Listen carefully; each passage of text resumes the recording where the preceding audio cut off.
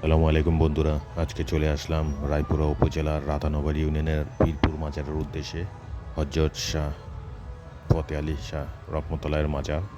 এ হলো মাজারের পার্কিংয়ের এলাকা। এটাও আজকে জমজমাট দেখা যাচ্ছে, শোনা যাচ্ছে গান দূর থেকে। এটা হলো মেইন গেট মাজারের। শনি এবং মঙ্গলবার নাকি ভালোই জমজমাট থাকে, বিশেষ করে শনিবার বেশি।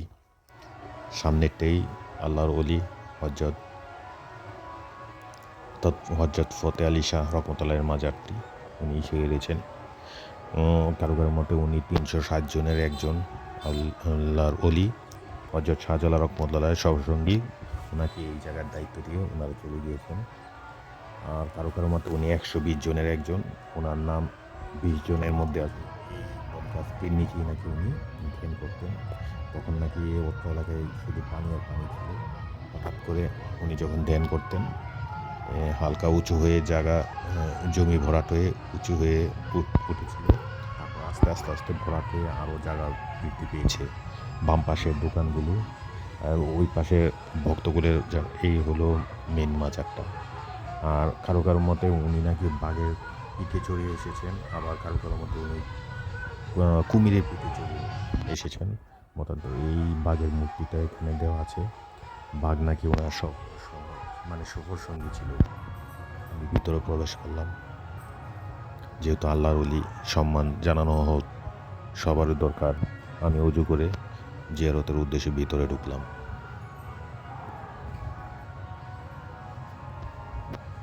উনি আধ্যাত্মিক লাইনের, উনি ফার্সি ভাষায় কবিতা রচনা করেছেন। কাদিরিয়া, চিশতিয়া, নকশবন্দি তরিকায় সাধনার সাথে জড়িত ছিলেন। ফার্সি ভাষায় কাব্য রচনা করেছিলেন। দেয়ানি ওয়াইসি নামে একটি বিখ্যাত কাব্যগ্রন্থের রচয়িতা উনি। নিয়মিত কাব্য রচনা করতেন।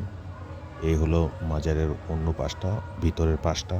গান বাজনায় আমি ভিতর থেকে দেখানোর চেষ্টা করতেছি।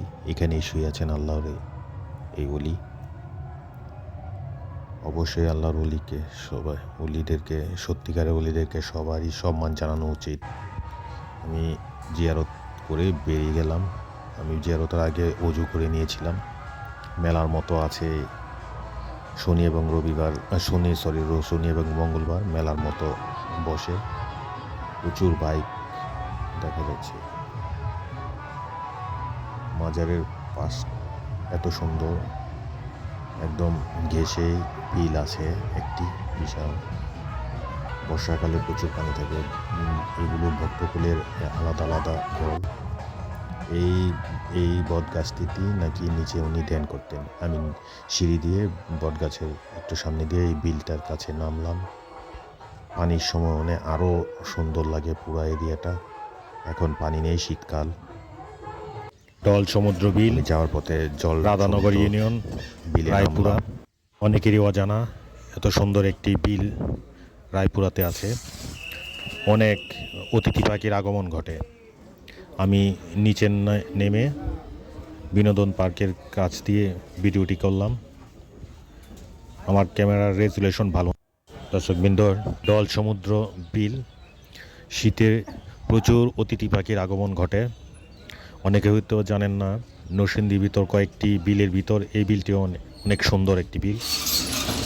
কচুরিপানার কারণে পানি তেমনটা বোঝা যাচ্ছে না, কিন্তু এখানে পানির গভীরতা অনেক। এই রাস্তার পাশে একটি ছোট রেস্টুরেন্ট আছে যেটির নাম বিনোদন পার্ক। পরিবার প্রয়োজনে বিকেলে ঘুরে যেতে পারবেন। সুন্দর একটি